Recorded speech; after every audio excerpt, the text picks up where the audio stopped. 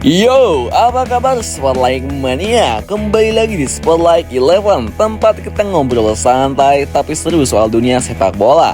Hari ini kita punya cerita seru dari lapangan hijau yang lagi panas banget nih guys. Gas, check it out.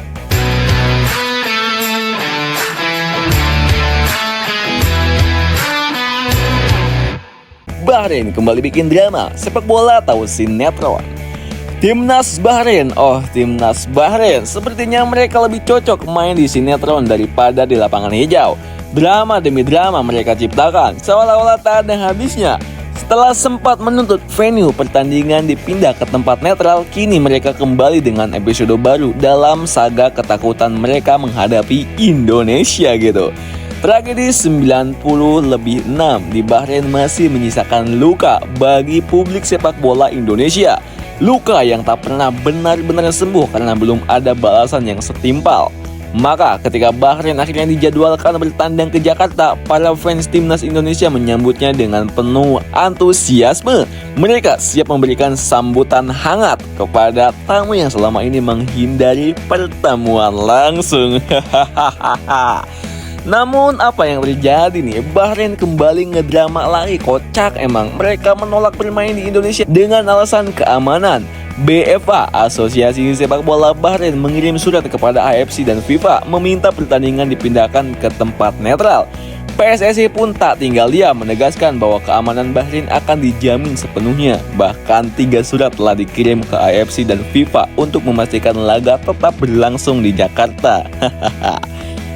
Setelah melalui perdebatan panjang, FIFA akhirnya bersikap tegas. Pertandingan tetap digelar di Indonesia. Mau tak mau Bahrain harus patuh. Tapi ya namanya Bahrain, kalau satu drama gagal, mereka bikin drama lainnya, kocak.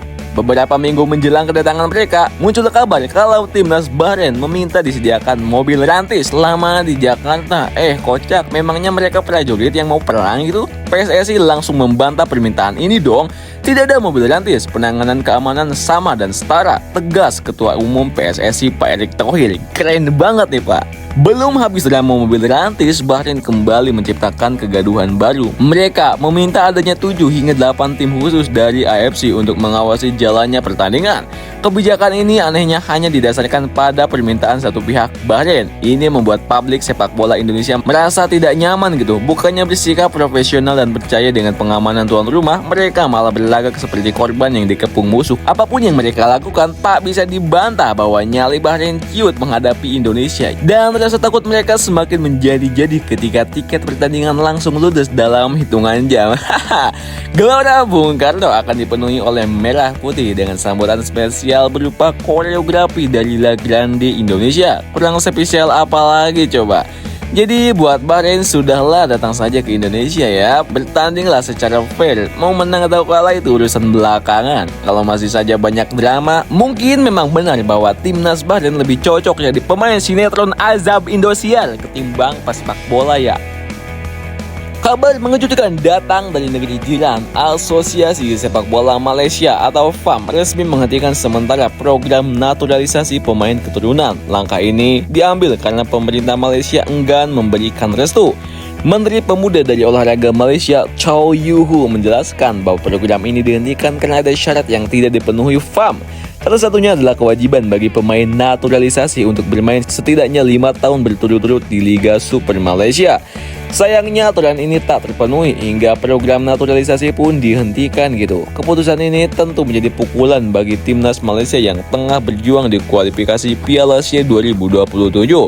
Dengan persaingan yang semakin ketat, Malaysia sangat membutuhkan tambahan amunisi untuk menghadapi lawan-lawan tangguh di grup F seperti Vietnam, Nepal, dan Laos gitu. Tanpa pemain naturalisasi, mampukah Malaysia bersaing? Satu hal yang pasti, kualifikasi ini akan menjadi ujian besar bagi pelatih baru mereka, Peter Klamovski. Justin Hubner selangkah lagi menuju EPL, perjalanan perang sang preman. Justin Hubner semakin dekat dengan impiannya bermain di Premier League. Bek muda keturunan Indonesia ini sudah masuk radar pelatih utama Wolves, Vitor Pereira. Tetapi perjalanan menuju EPL bukanlah hal yang mudah gitu. Sejak awal, Hubner memang punya ambisi besar untuk bermain di Inggris. Karirnya dimulai di Brabant Youth, lalu ia berkembang di FC Ben Bosch. Setelah tampil impresif di klub Belanda tersebut, Wolves datang dengan tawaran menggiurkan. Namun setelah bergabung dengan Wolves, jalannya tak selalu mulus gitu. Di awal musim keduanya, Hafner mulai kehilangan tempat di skuad U21. Ia sempat dipinjamkan ke Cerezo Osaka di Jepang, tapi kurang mendapatkan menit bermain. Setelah kembali ke Wolves, posisinya di tim muda pun sudah tergantikan gitu. Merasa tak mendapatkan tepat, Justin Hafner sempat meluapkan kekesalannya di media sosial, mengatakan bahwa ia siap meninggalkan klub jika tak beri kesempatan. Namun nasibnya berubah setelah tampil impresif bersama timnas Indonesia di kualifikasi Piala Dunia 2026. Setelah kembali ke Wolves U21, ia mulai mendapatkan kepercayaan dari pelatih Jamie Collins. Performa apiknya terus berlanjut sejak Desember 2024 hingga Maret 2025. Hafner hampir selalu jadi starter. Bahkan ia didapuk menjadi kapten Wolves U21. Penampilannya semakin solid, termasuk saat membawa timnya menang tipis 1-0 atas Crystal Palace gitu. Kesempatan emas pun datang. Hafner mulai dipanggil untuk berlatih bersama tim utama Wolves di bawah Vitor Pereira. Ya, meskipun belum mendapatkan debut resmi, ia semakin dekat untuk merasakan atmosfer Premier League gitu. Apakah Justin Hafner akan segera mendapatkan kesempatan di tim utama Wolves, atau justru ada klub EPL lain yang siap memberikan panggung bagi pemain berbakat ini? Kita tunggu saja langkah besar berikutnya dari sang preman di sepak bola Inggris ini.